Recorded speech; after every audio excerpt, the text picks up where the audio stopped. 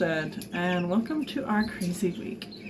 It has been ridiculously busy this week, from projects, getting the bucks moved out so that we can get the pen ready for Sassy as she is due in a few days, to so much other chaos. So I'm just going to take y'all along and show you what we got done this week. This was our original plan, kind of doing it like as a teepee style. But after doing some little figuring, we decided to go with something different. As you can see here, we just took some brackets and decided to screw them on all the corners of a pallet. And these were some pretty heavy duty brackets that we decided to put on. And it made it a lot easier as constructing this because all we had to do was just to set each side up and to screw to the next pallet. We definitely had to make sure that we pre-drilled because we broke so many screws putting this thing in. The pallet boards were just ridiculously hard, and like I said, we just busted a lot. Then we just moved to the next side, putting it on the same way as we did the first.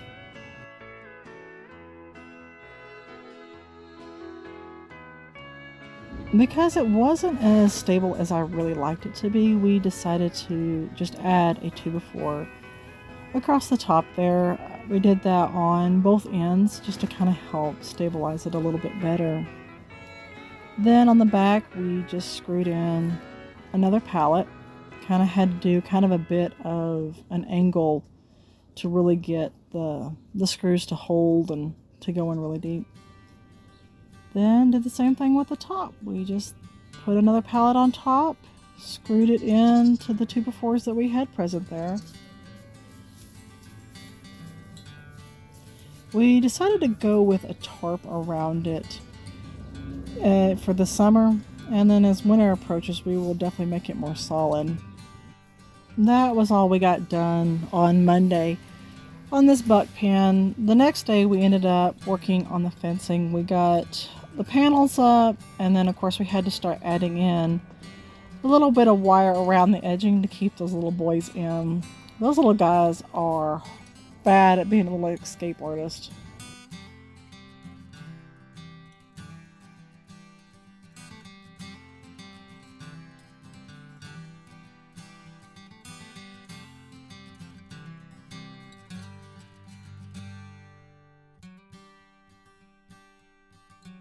Here we go. Here is the buck's pen. Yeah, currently they're on the outside since we're getting it ready for them. And just like we did for Ladybug, and even out in Tennessee, we put this wire up here and we just zip tie it on, and it holds really good, and it's really good so that they can't squeeze through these squares right here. And this is going to be their home. Eventually we will be expanding it that direction so that they have room as they grow. Once we were done with the buck pen, now it was time to move to another project. And that was getting a gate in. Currently we just have a wire that stretches across, and all of us are getting so tired of getting caught on it. Our little helper that day, he was just being so cute and working so hard to get it done. We are definitely putting in a wider than normal gate just because my husband's going to need to be able to get some equipment back there to take care of the back. And I didn't get the full deal of us working on this, but the post that I just put in, when we were hanging the gate, the thing broke on us. We had enough problem with trying to get it level and get everything packed in, but I could not believe that it broke. So while my husband decided to go get another board for us to finish the gate, and the fact that it is now mulberry season, me and Gideon decided to take a break and start picking some mulberries. This will be the first time he has actually done this, and he did really well. He had a lot of fun, especially as I'm shaking him. So as we put the plastic there on the ground, which I had to fight the wind just a little bit. And then I just grab the limb and shake it and they all fall off. It is the easiest way that we found when we were here before to be able to collect the mulberries.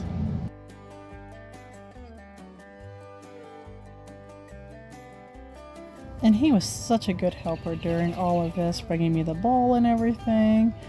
And then, just like any kids, you know, he decided that he was just going to have a seat and start eating them.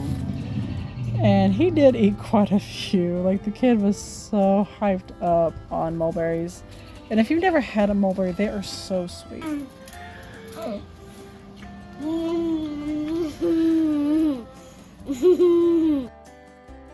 After dealing with the mulberries, it was time to grind some wheat. I just started recently doing this once we got here in Utah because my mother-in-law had this wheat grinder. And I definitely like doing this. It has made a huge difference in our health, especially our gut health. And I just love how they look and all. One of the reasons I have to do it outside is not only because of the fact that it is so loud, but as you saw, the mess that it makes. This one kind of has a little bit of a problem. It kind of spills everywhere. And I don't open it till I come in the house, so there's no chance of anything getting in there. And because freshly milled flours can oxidize pretty fast, I store mine in this metal container that I put in the refrigerator. And that holds pretty good amount. And I decided since I was going to make some bread this evening that I needed to feed my starter. And I'm definitely one of those ones that I don't measure. I just kind of throw some in I think I'm going to need and add some water to it and mix it up really well. And you can see, you know, it's kind of like a thick pancake batter. And then I really love this little top. It works so great. Alright, now something really exciting. We are going to make, or at least start making, some mulberry fermented soda. So I put probably about a cup and a half of mulberries in with a cup of water, and then got those on the stove, brought them to a boil just for a short little bit. And then once they cooled for some, I decided to go ahead and puree those. You can use a blender, or I like using this little blender stick. It works really, really well for something like this. Then mulberries do have seeds, so you're going to have to strain out a lot of the pulp there. You will not get all the seeds out. You know, I have tried different kinds of methods and the seeds still remain. Once you're done straining, you're going to put it back into your pan. And then it is time to add some sugar. So we use sugar in the raw. It has a lot more minerals and it will help feed your starter a lot better. Your kefir grains actually is what I use. So I warmed that back up. And while that was cooling, I decided to go ahead and start with my water kefir. So water kefir is pretty much, I mean, it's just like milk kefir, except you use water and sugar for it. And they are these tiny little bitty grains. They're actually kind of weird tasting, and they will bounce. They're kind of fun. And after I strained those, I put them back in my jar. Now, some people will tell you not to use metal with your kefir, but I've never had any problem using metal spoons and stuff. And then here I'm going to feed it some more sugar, and I just realized that I was out of sugar. You can use regular sugar, but the others do work better. Then just top it off with some water and give it a stir, and then I'm going to put the lid back on it and set it to the side until it is ready for next time. Now that my mulberry simple syrup is nice and cool, I'm going to mix it with the water kefir. And then you're going to want to pour it into one of these jars, because these jars are actually fermenting jars. They're meant for fermentation and to hold everything back. And we're going to let this set for 1 to 2 days until it's nice and bubbly. Now, something else that we had to get on is getting the pen ready for Sassy, since she is due to deliver really soon. Once we got it all cleaned out and raked really well, all the old hay and poop, I decided to sprinkle down some diatomaceous earth and some lime, just to kind of help with anything that might be still remaining.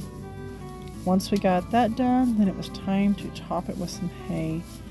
And we actually like using this chopped hay from Tractor Supply. It works really, really well, and it's a lot looser than some of the others. Then we moved Sassy and Ladybug in as a buddy for her. Now just to wait. And Sassy's not the only one that's due this weekend. Miss Cinnamon is due to deliver a little litter for us. I just love it when the bunnies start nesting. They are so funny as they are shoving grass into their mouth.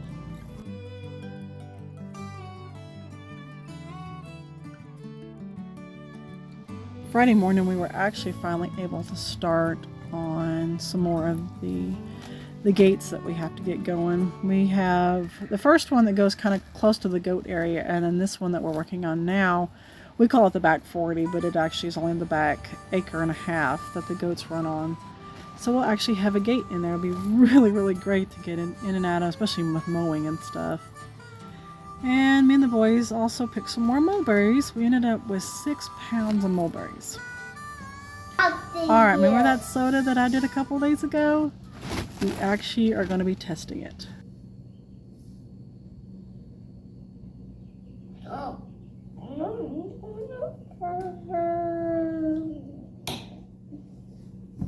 Look at those bubbles. And if you listen closely, you can actually hear it when I open it. You'll hear the fizz.